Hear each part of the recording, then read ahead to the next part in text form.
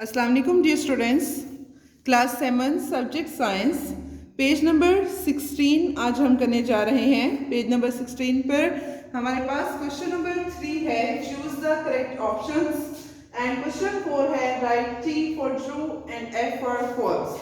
तो let's open the page number 16 of your science book. It's chapter number 1 the human organ system, जो हमने complete कर लिया है। सो इससे रिलेटेड इसकी एक्सरसाइज है।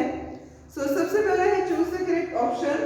पहला हमारे पास एमसीक्यूज है, the process of digestion starts in, कि जो डाइजेशन का प्रोसेस है, हमारी फूड की ब्रेक डाउन का प्रोसेस है, वो कहाँ पर स्टार्ट होता है, सबसे पहले शुरू कहाँ से होता है। Option A mouth, option B oesophagus, option C stomach, option D small intestine.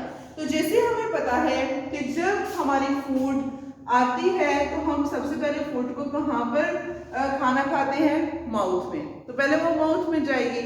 Mouth में सलाइवा प्रेजेंट है, सलाइवा में कुछ एंजाइम्स प्रेजेंट होते हैं। तो वो एंजाइम्स क्या करते हैं, उस फूड के अंदर जो भी कार्बोहाइड्रेट्स हैं कुछ, उनको डाइजेस्ट कर लेते हैं। सो हम ये कह सकते हैं कि the process of digestion starts from mouth.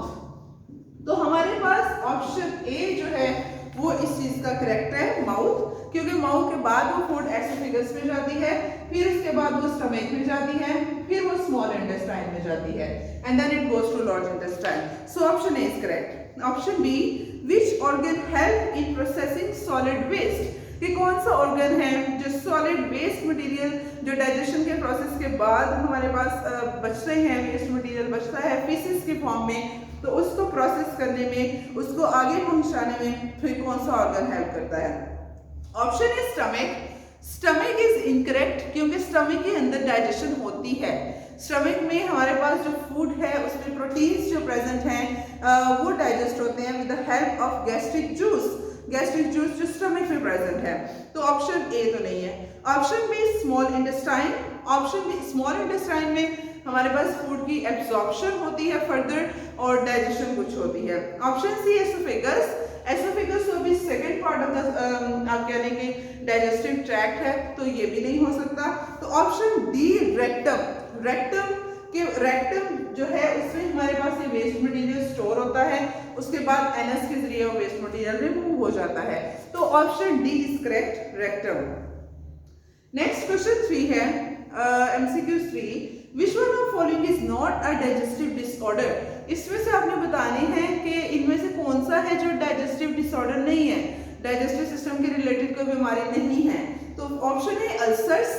Ulcers क्या होते हैं, बेसिकली स्टमक में जो जख्म बच जाते हैं, इनको हम स्टमक अल्सर्स भी कहते हैं, गैस्ट्रिक अल्सर्स का भी नाम देते हैं। एसोफेगस में भी अल्सर्स बन जाते हैं, जख्म बन जाते हैं।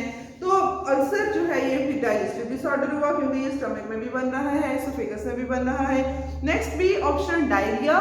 तो डायरिया जो है ये भी हमारे पास आप कह लीजिए एक लार्ज इंटेस्टाइन की ही एक डिसीज है, डिसऑर्डर है, जिसमें हमारे पास क्या होता है कि जब हमारी फूड से वाटर इतना ज़्यादा नहीं एब्जॉर्ब नहीं किया हो पाता, तो उसकी वजह से फिर हमारी फूड में पानी ज़्यादा हो जाता है वेस्ट मटीरियल में, तो उसकी वजह से हमें डायरिया हो जाता है। Next option C tuberculosis, TB.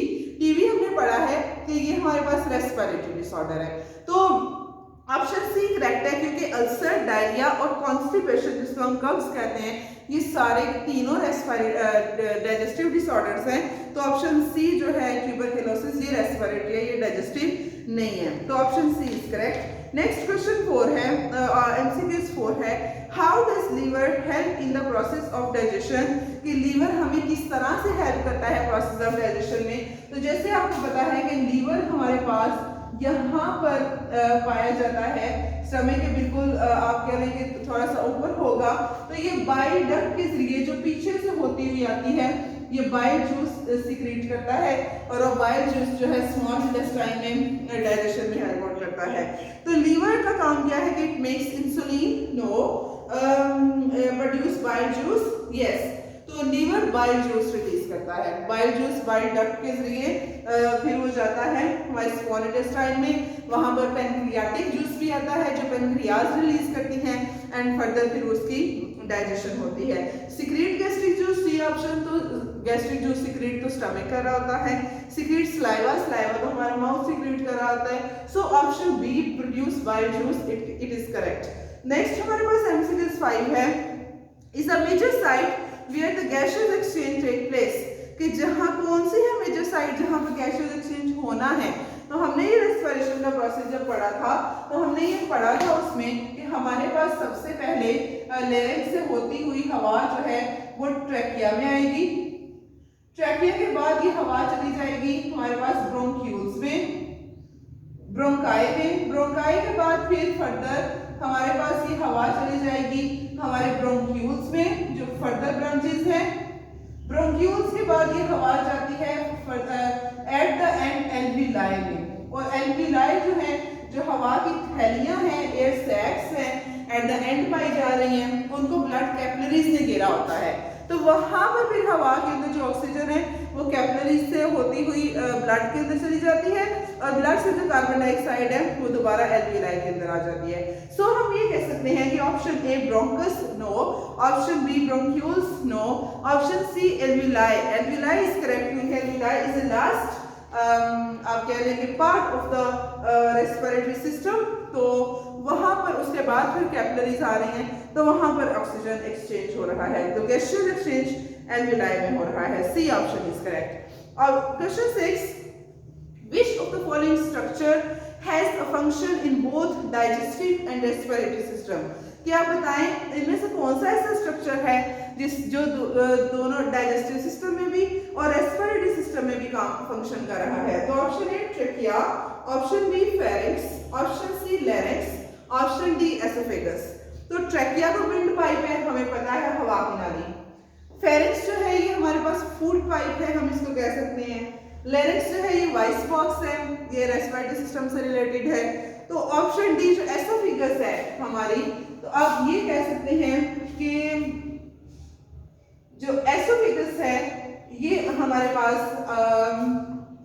दोनों में, फेरिंक्स जो है सॉरी फेरिंक्स हम ये कह सकते हैं कि ये हमारे पास दोनों में हेल्प आउट हमें करेगा, तो ऑप्शन बी जो है हमारे पास वो करेक्ट है। नेक्स्ट हमारे पास है right T for the true and F for the false statement, ये हमारे पास ट्रू फॉल्स है।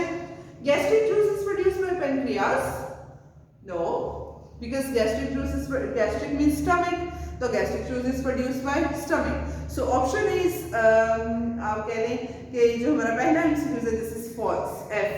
The trachea is also called windpipe. Trachea को हम windpipe कहते हैं, yes, हम trachea को windpipe कहते हैं, तो this is true. Next, alveoli are filled with fluid and passing tuberculosis.